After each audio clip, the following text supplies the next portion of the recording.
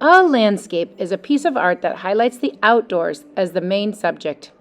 Landscapes like mountains, hills, rivers, forests, and valleys, but might have some man-made structures as well. I hope that you have fun creating the illusion of space, using near and far into your project, and having a lot of fun using materials in a new way. Let's get started on creating our own landscape, thinking about overlap, things that are near, things that are far, and using that knowledge into our project.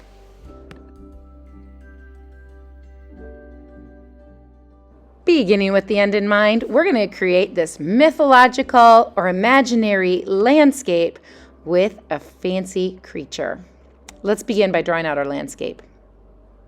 Your idea sheet might help you of just some different kinds of mythological or imaginary dreamlike landscapes. And as you notice, I'll just pencil in thinking about that idea of overlap, trying to make things look close up and things look further away. So again, with my pencil line, I'm drawing out my landscape.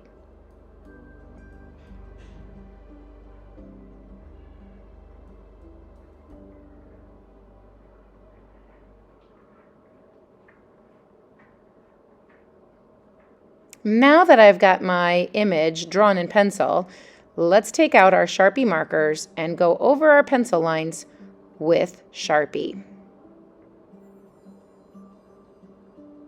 I'll fast forward it just a little bit more so that you can see how everything that was drawn in pencil gets outlined in black, making it a lot easier to see.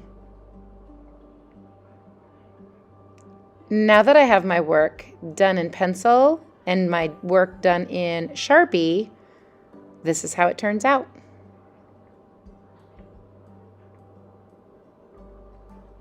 Now, instead of just using a black marker, let's get some of these Crayola washable markers. You'll notice I'm using the side of my marker, not the tip of my marker. The tip of my marker only gives me the skinniest line possible. Tilt your marker at the side and drag it to create a nice, thick marker line.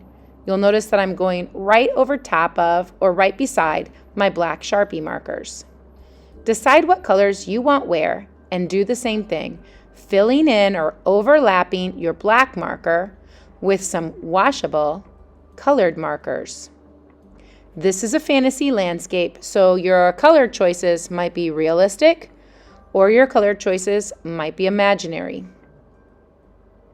Again, anything that I want to show up, I'm going over my black lines with colored marker. Okay, for this next step, I grabbed a paintbrush and some water. That's it.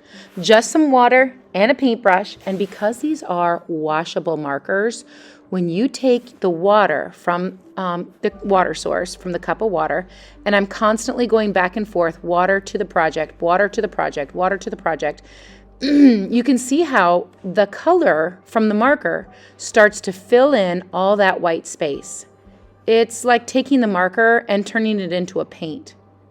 You'll have to rewash your brush in the different colors that you want, but now I'll set that aside to dry. While that's drying, let's begin drawing out our mythical creature. I grabbed a packet of idea sheets and started thinking about which animal or creature I wanted to do. I took my pencil and started drawing as big as I could onto my paper, using the drawing guide right beside me. Now I'll take a black oil pastel and go over all my pencil lines. Again, this is a black oil pastel. Oil pastels are really oily and greasy. So when I take my finger and go over those black lines, it creates a hue or a little bit of gray going on to my project. I think it looks really cool. Lastly, let's go ahead and take our project, and I'm going to cut that out and assemble it to my project. Unfortunately, I did not get myself videotaped on how I used oil pastels into my background. Look at the blue circles in the pathway. Look at the trees, how they have texture on them.